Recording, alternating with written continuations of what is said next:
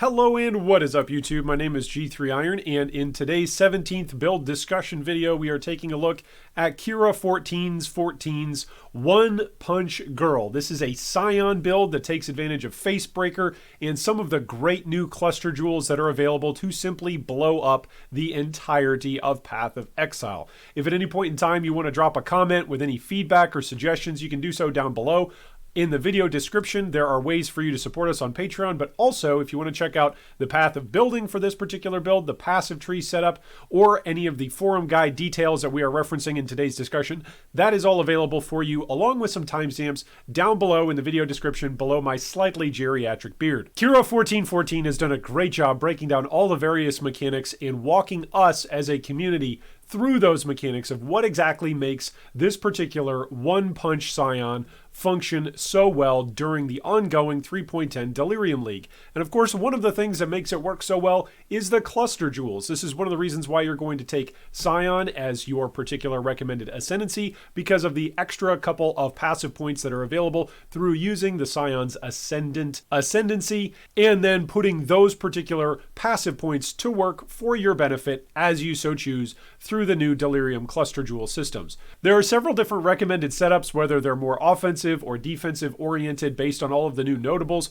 I'm not going to read all of these notables here for us today, but I do want to get a couple of them on your radar so you're at least aware of a few great notables that will be options for you as you are playing this particular one-punch Scion. In the offensive and defensive category, Kira1414 points out Enduring Focus gives channeling skills deal 25% increased damage and 25% chance to gain an endurance charge each second while channeling. That gives a good amount of damage while also providing a great amount of physical mitigation while you are spinning around using Cyclone, blowing up whatever it is that you are doing if you're choosing to use Cyclone as your primary damage skill. Special Reserve provides, again, offensive and defensive components, 20% increased damage during any flask effect, and then regenerate 2% of your life per second during any flask effect. Most of us that play Path of Exile for any length of time know that you're going to want flasks effects going on for as long as you possibly can. And so any other effects that are going to be active while you're using your flasks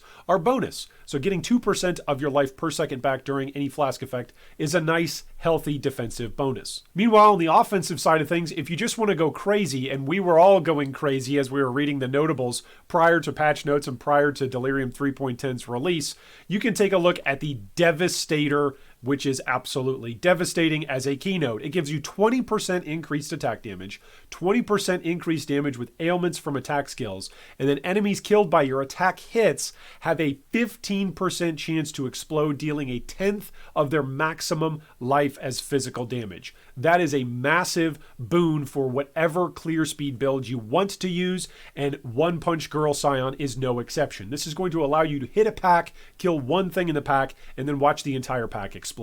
For defensive options on our cluster jewels nowadays, you're going to want to aim for Prismatic Carapace. This is just a personal favorite of mine. If you're using armor in any way, shape, or form in order to proc Vol Molten Shell, then 30% increased armor is helpful. And then, oh yeah, by the way, it also grants you +1 to all maximum resistances, which is fantastic. Those of you who like to anoint your amulets through Cassia know that Soul of Steel is a very popular choice because it provides a whole bunch of armor and +1 maximum elemental resistances across the board. Prismatic Carapace offers you another option for doing just that, but now it's on the cluster tree. You don't necessarily have to use it on your anointments, or you could choose to do both. And now you're sitting at +2% to all your maximum resistances, which is simply sublime as a defensive option. As you complete your labyrinths, Kira recommends the following choices for you to fill out your particular Ascendancy choices. First off, go with the Shadow Ascendancy and then choose for yourself Assassin, which gives you a good amount of damage as you are progressing through the story. And then rounding out with Path of the Shadow, which allows you to reallocate through the tree. We'll get to what purposes reallocating on the tree are going to be here in just a moment. And then eventually you'll round out by going down into the Duelist Ascendancy and grabbing the Slayer, which gives you Culling Strike as well as some additional Life Leech effects, which are quite nice. If you have never played a Scion before, then this is a great build to learn how to take advantage of the Scion's various abilities and unique interactions on the passive tree through its ascendancy. Scion isn't necessarily the most popular thing right now. It's not going to be the most powerful thing right now, but that doesn't mean it's not a great fun option. The diversity and the allowance for you to use passive points in creative ways is one of the things that makes the Scion stand apart from the rest of the options that you may be familiar with as starting characters in Path of Exile. So typically the Scion starts at the very center of the passive tree. As the Scion completes the trials of the labyrinth, you will be able to reallocate some of your points and actually jump to another starting point on the tree. Kira recommends, as you go through ascending, that you actually reallocate up towards the shadow tree, because you can see this is essentially a split tree. There is a big portion of the tree that is going to be interacting down near the Templar and down near the Marauder and near the Duelist, and then there is a big portion of the build that is going to be interacting up towards the shadow and up near the Witch and the Ranger area. So you're going to have a whole bunch of passive points that are spread out on multiple different sides of the tree, and this would make this nearly impossible to accomplish these levels of passive point usage on another ascendancy. It would simply cost too many passive points to keep a massive chain of all of the different passive nodes that are recommended here in place. A couple of things to take note of here. First off, there's plenty of opportunities for you as you are playing around with this particular tree to go onto the outside of the tree in order to fill in cluster jewels as much as you would so desire. For instance, on the left-hand side of the tree, near where the Marauder and where the Templar intersect, there is a large jewel socket that is only a few passive points away. Down near the bottom left of the tree, where the Marauder and the Duelist interact, there is another large jewel socket that you could interact with in order to open up more cluster jewel options. On the right-hand side of the tree, between the Shadow and between the Ranger, there's another large jewel socket that you could access. And lastly, up between the Shadow and the Witch would be the last option for you to use a large socket jewel for filling out cluster options for your build. That gives you 4 different locations if you want to branch out and use some of your passive points towards filling out those extra juicy new cluster jewels that we have available to us thanks to Delirium. One of the things we try to do each week is find builds that are going to be interactive and helpful in guiding you through the leveling process, and Kira has done a great job here on this particular path of building. You can see Kira has put together a level 25 tree, a level 50 tree, a level 68 tree, a level 75 tree, and a level 90 tree. That's what we've been looking at. And then finally 2 options for a level 100 tree, either level 100 Assassin and Slayer or level 100 Assassin and Berserker. Those are some options and some nuances that Kira addresses in the forum build guide and throughout the questions that are interacting on that particular forum build guide about what are some of the benefits and choices that you've got in between either building up Rage and using Berserker or taking advantage of Culling Strike using Slayer. In addition to giving us different leveling trees as we progress and different options for the end game on our Ascendancy, Kira also goes through and gives us different skill gem setups based on the trees that we choose to follow. For instance, if you're using a 6-link Cyclone and chose to go with Assassin plus Berserker, Kira recommends using Cyclone, Awakened Melee Physical Damage, Fortify, Infused Channeling, Bloodlust, and Damage on Full Life. Another option, if you chose to go Assassin plus Slayer, would be to go Cyclone, Awakened Melee Physical Damage, Fortify, Infused Channeling, Rage, and then Bloodlust. There's a lot of different options and a lot of different flexibility as you're playing this build, and maybe if you don't want to be a spinny person because maybe it makes you dizzy or something, you can always go with a 6-link Infernal Blow setup, which uses Infernal Blow, Ancestral Call, Awakened Melee Physical, Awakened Multi-Strike if you've got the currency for it, Fortify, and then Awakened Elemental Damage with attacks. There's a lot of flexibility built into this particular tree, which is great. It means if you're a veteran player and you maybe see something in one tree that you don't like or one setup that you'd prefer not to use, then you can pivot and go to something that you would prefer. If you are a newer player, I would highly recommend that you go with the base version of the build, which is going to be Cyclone, Assassin, Slayer. A couple of auras are going to be used in order to support our damage as we are playing out and one-punching everything to death.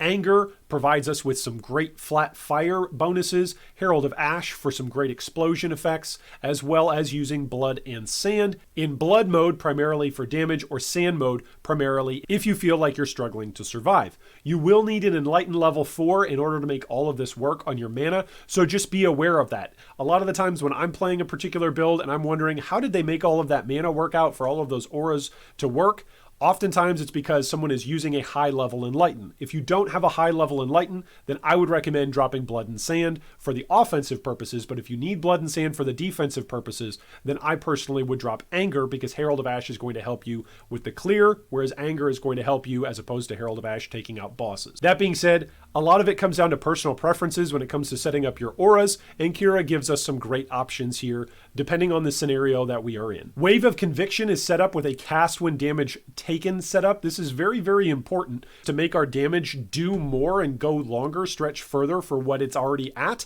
We need to be able to expose enemies, and Wave of Conviction does that by applying exposure, matching the element of which an enemy takes the highest amount of damage from Wave of Conviction. Because we are scaling up so much fire damage with this particular build, fire damage is going to be the highest amount of damage that is dealt by Wave of Conviction, thereby applying exposure, which gives enemies hit by it minus 25 to elemental resistances during the effect of Wave of Conviction. For mobility, we're using Leap Slam, and for utility damage, we're using Ancestral Warchief along with Chance to Bleed and Combustion, which is a nice healthy combo to help us explode any of the bosses that might still be alive after we've hit them a few times. Then again, who are we actually kidding here? This is a one-punch build. Whatever it was that was in our way to begin with is going to go down regardless. There are a couple of items that are absolutely must-haves for this particular build. One of them is a Lycosidae. Thankfully, we live in an era presently in Path of Exile where Lycosidae is relatively cheap in comparison to what it has been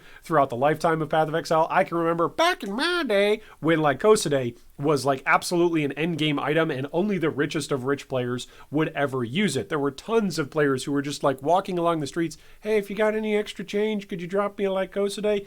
No longer. Thankfully, you can afford this particular massive shield, and it is essential for this build because it gives us this particular effect. Your hits can't be evaded. That's right. So as you are attacking things, you are ensured that whatever it is you're attacking is going to be taking that damage as you are cycloning or infernal blowing your way through the entirety of the game. You'll notice that our weapon slot is empty, and you will not hear me talking about weapon choices here today because our weapon choice is no weapon at all. We're using Facebreaker. Shout out to Farrah Mortis if you're watching, or wherever it is that you are. Hope you're safe and healthy and happy. Facebreaker is a wonderful, wonderful weapon, and it gives you more unarmed physical damage, not increased. This is a more multiplier, not an additive increase. This is a ton of flat physical damage that will get multiplied through the use of the various items that we've got. Facebreaker, in and of itself, is a best in-slot item for this particular setup, and is an incredibly cheap option. Even to get a top tier, one of the higher rolled Facebreakers that will be available in League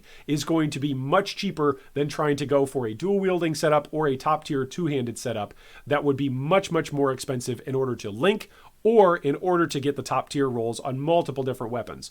Don't worry about all that. Save yourself the time. Just grab a Facebreaker and go blow up the entire game. Now, depending on the league, Rigwald's Curse can sometimes be more expensive or less expensive. As of right now, while I'm looking at my trade screen on my second screen, it looks like they're hovering around 40 to 50 C. They're not necessarily expensive, at least as of right now. The reason why we need to use Rigwald's Curse in our amulet slot is because we need to be able to have modifiers to claw damage also apply to unarmed attack damage, unarmed attack speed, and then consequently critical strike chance also to unarmed attack critical strike chance. This is massive, and this should explain why it is that the passive tree is set up towards the shadow tree in the way that it is, where we go way out of our way in order to grab a whole bunch of really great claw nodes.